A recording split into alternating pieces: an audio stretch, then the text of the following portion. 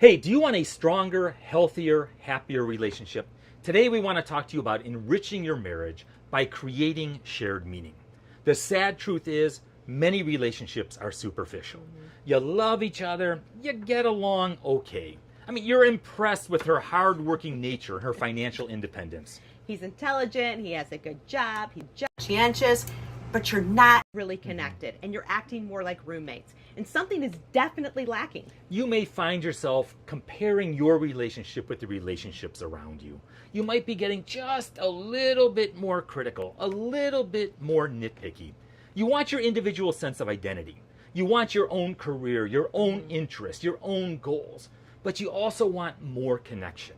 You want to feel more like a family. And you may be finding you're asking yourself, is this all there is? And what you may be missing is a deeper sense of shared meaning. See, a successful marriage is about more than raising kids, paying bills, and getting chores done.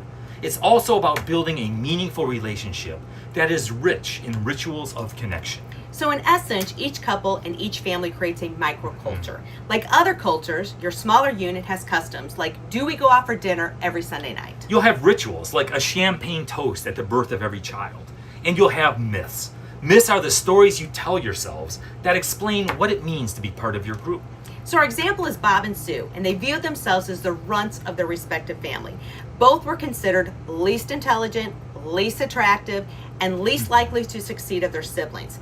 But as it turned out, their siblings either did not marry or they divorced, while Bob and Sue formed a happy, stable marriage, had steady jobs, had great kids, and lived in a nice house. Part of their marriage's culture, the story that they tell themselves, is what a great team they make. How feisty they are and how they thumb their noses at all the naysayers and how they succeeded against all odds. Developing a culture doesn't mean you have to see eye to eye on every aspect of life. But there is a meshing. You find a way to honor each other's dreams, even if you don't always share them.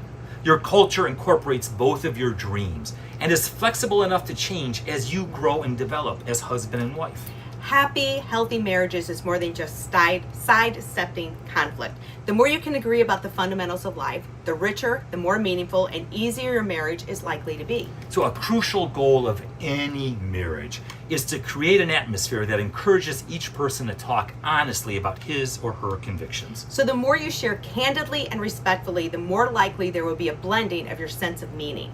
So how do you create shared meaning?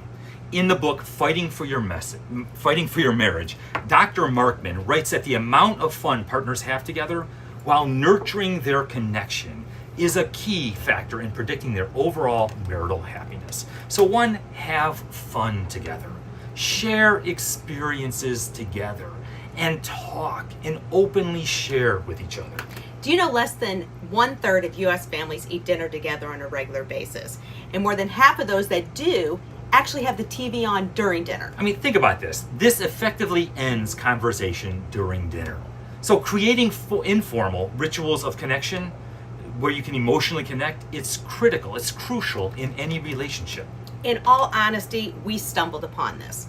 When we were first married, we were absolutely broke. We couldn't afford to do much of anything. But what we did do is we walked every night. And as we walked, we talked. There's practical step number one. Go for nightly walks. And when you walk, you can talk. You can talk about the business of the day. You can talk about your relationship. You can talk about your dreams and your future. And here, I want you to think of some of your family rituals. We all have them. Maybe it's midnight church on Christmas Eve, Thanksgiving at grandma's house, family reunions. Most of us, we were raised in families in which some rituals were considered important. By making them part of your married life or coming up with new ones, they become your rituals and further identify you as a family. So rituals don't have to be these momentous occasions. For example, I bake our daughter's birthday cakes, right? I remember the first time I did it, it was our oldest daughter's first birthday. I baked her a Winnie the Pooh cake. It looked nothing like Winnie the Pooh. It was horrible. But she recognized it, and we still laugh about it to this day. And so every year, I bake their birthday cakes. So here are some questions to help you evaluate and incorporate ritual into your relationship. I want you to talk about these questions, write down the answers, and consciously incorporate them into your relationship. So the first question would be, how do we or should we eat dinner together? Or how about this one? How should we part at the beginning of each day? And how should our reunions be? You know, once again, research tells us, Dr. John Gottman tells us, the 6-second kiss. When you say goodbye and when you greet each other, give each other a 6-second kiss. That's a long time. That's a long kiss.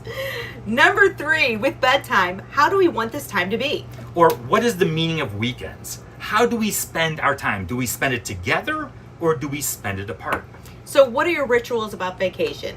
We have something in our family called BF Cube, which means Burtzlaff, forced family fun. Oh, and we laugh about it all the time. I mean, other practical steps that you can build ritual into your relationship is this. A weekly date with just the two of you without kids. Celebrate the triumphs, whether they be large or small. It creates a culture of pride and praise in your marriage. So what is the secret to increasing shared meaning between you and your spouse? Spending quality time together on a regular basis and getting to know your spouse better by sharing your innermost thoughts, feelings, and wishes. It doesn't come easy. It's a lifelong process, and it takes a strong commitment. But this shared meaning, as Dr. John Gottman's research proves, will result in a strong, happy, and successful marriage.